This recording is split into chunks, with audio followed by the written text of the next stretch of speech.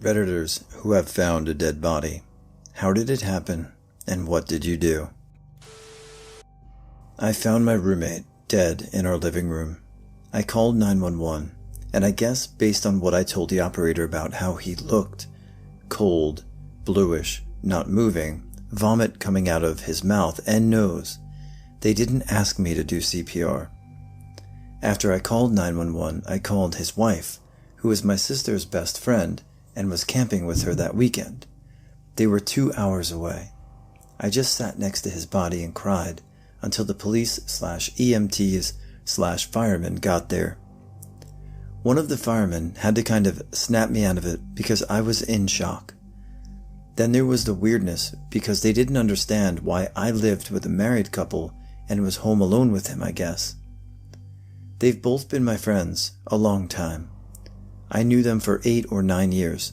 They had a 2-year-old and needed money. I needed a place to stay, so I rented their basement. But the police seemed to think it was very suspicious. Anyway, the worst part was waiting for his wife to get home and then watching her cry over his dead body. Not a good day.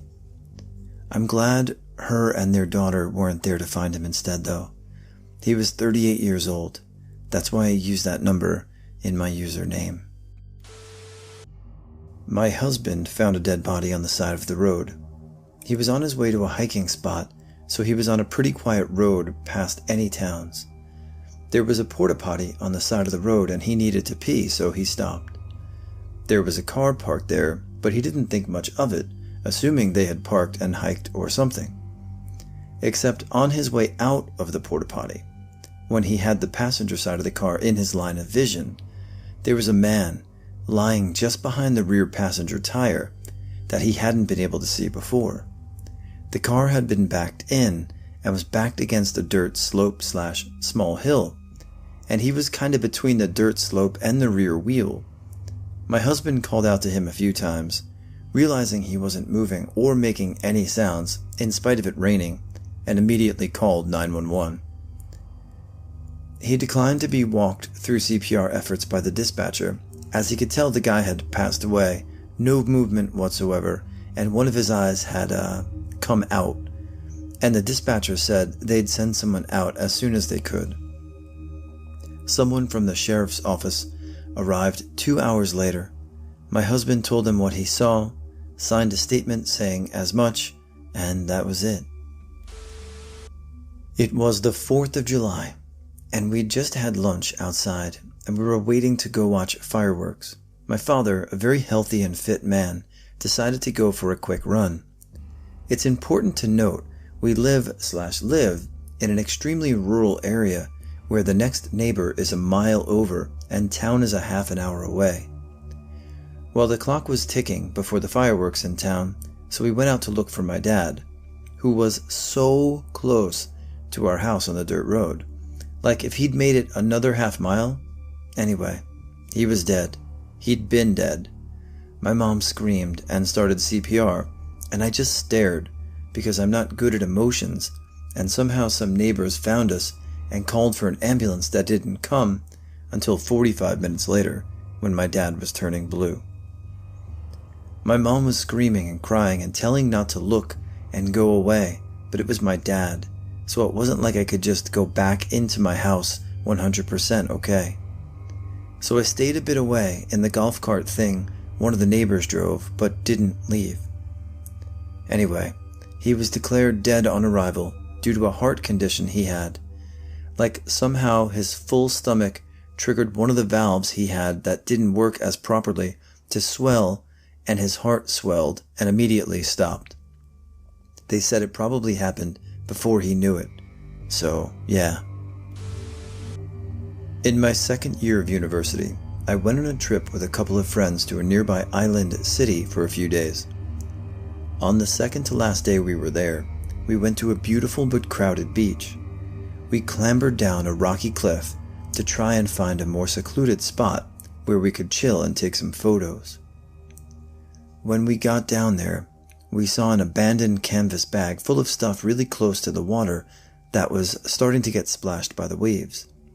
We went to bring it up a little higher on the rocks just in case someone came back for it later, As we got closer, my friend jokingly said to me, "Hey, don't those rocks under the water look like a mannequin?" I agreed, but thought it was just a product of the murkiness of the water and some colorful rocks. My friend took a snap with his phone and sent it to some people with the caption, "We found a body," which was wholeheartedly intended to be a joke. It quickly became apparent to us that his caption was completely accurate. As we got down to the water and saw the unmistakable details of sneaker treads and a Nike baseball hat donned by a fully clothed, thin white man face down, only about a foot below the water. We immediately panicked and ran all the way back to the top of the cliff. As my friend called the cops, we turned around to see that they were already there in the parking lot. We waved them over. We were still kind of doubting that it was real, but as soon as the officers that went to check it out came back, they blankly said, "Yep, that's a body." They took us to the police station and got our statements, then gave us a free ride downtown. We looked in the news over the next couple of days to see if we could figure out the story behind this, and we actually did find an article about a murder-suicide. The man we found was the suicide, saying that the body was found by police. My friend was floored by this and called a reporter to tell her the body was actually found by tourists, and, to our surprise, she actually changed it to reflect our efforts. I still ponder how this man could have killed himself to have ended up in the position that he did. Drugs? Auto asphyxiation? I may never know, but it is still the most eerie and unsettling thing I've seen to date. When I was 16, I went to my best friend's house to pick him up for something or other. His parents had gone out for a date night, and he'd hanged himself in the bathroom. I'd talked to him less than an hour before. He'd apparently done it right after hanging up the phone. I knew something was wrong when I walked into the house.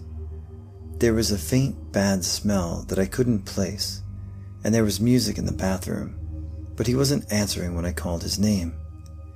He was against the bathroom door, and I knocked him down when I shoved it open. I went into crisis mode and started CPR.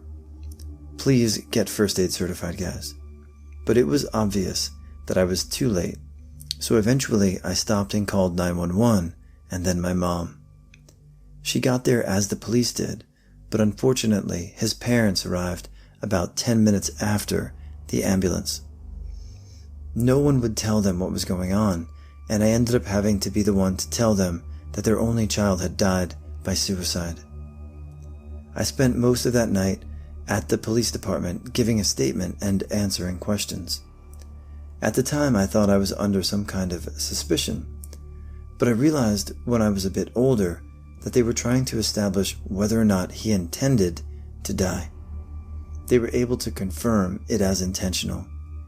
I began counting my grief in days, then months, a year, until suddenly it's been half my lifetime ago. It never stops hurting. I had slept badly the night before. My beagle woke me up after midnight, barking like crazy. And after berating him inside and closing up his doggy door to keep him from going out again, he whined for 10 minutes until I got him calmed down with treat bribery. I was pretty irritable in the morning.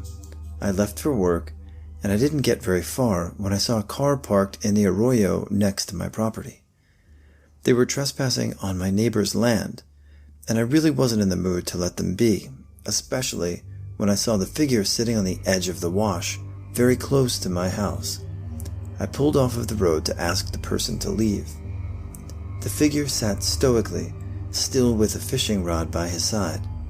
As I got closer, I decided it was a man and yelled, "Sir, excuse me, sir, you're on private property."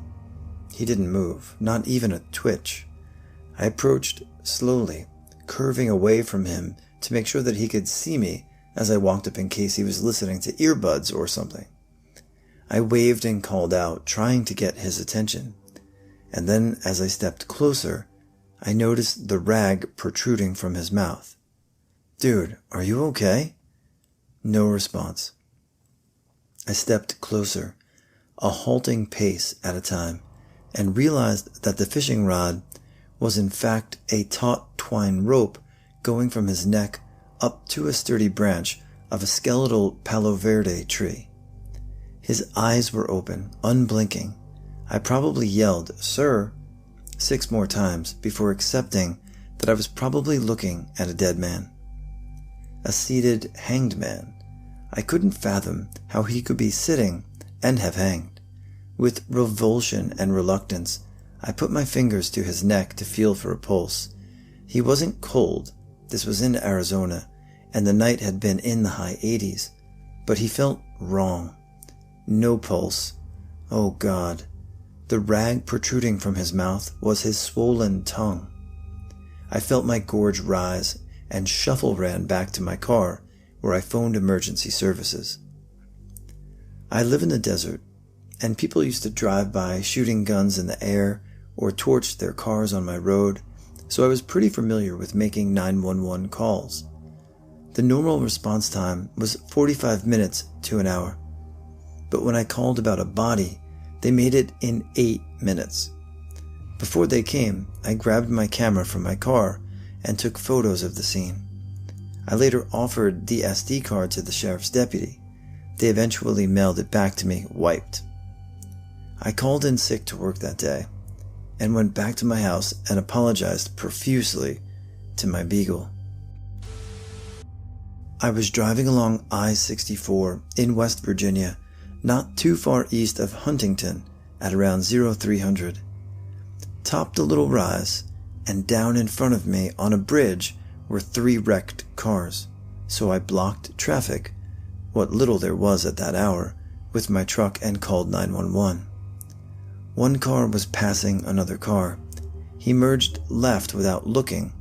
A third car approaching from the rear at a high rate of speed hit the car that had just merged left, and they both struck the first car. This is what I thought had happened, from what I could see, but I'm certainly no accident detective. The driver of the third car was ejected from his vehicle and decapitated in the process. The driver of the first car was in really bad shape, and I'd guessed probably didn't make it. I had to sit there and watch the whole accident clean up. One messed up thing I saw happened was when an ambulance chasing lawyer actually tucked his business card into the deceased man's shirt pocket. I've seen many accidents over the years, but that's the only one where I got on the scene first. It's also the only one where I was sure someone didn't make it, and I hope my last. My dad went fishing with his brother just down the road from my mom's parents' place where her bachelorette party was being held. Her parents lived 10 minutes out of the city on an acreage. Most of their neighbors had hobby farms, but there were a handful of large-scale farms at the river where my dad and uncle were fishing. Now, the two of them had fished this area of the river before. The banks are very bouldery, so they were always watching their footing.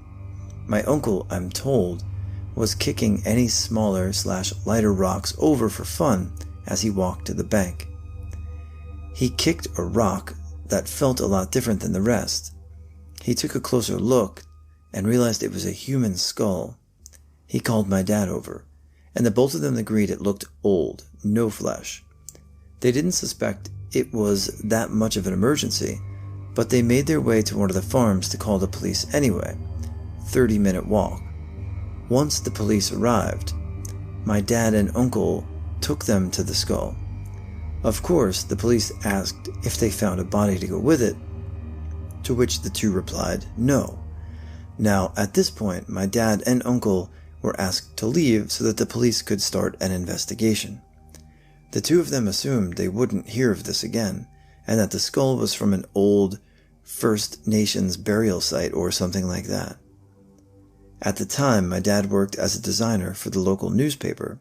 He had access to something called The Wire, where news that did or didn't make it to the newspaper was posted.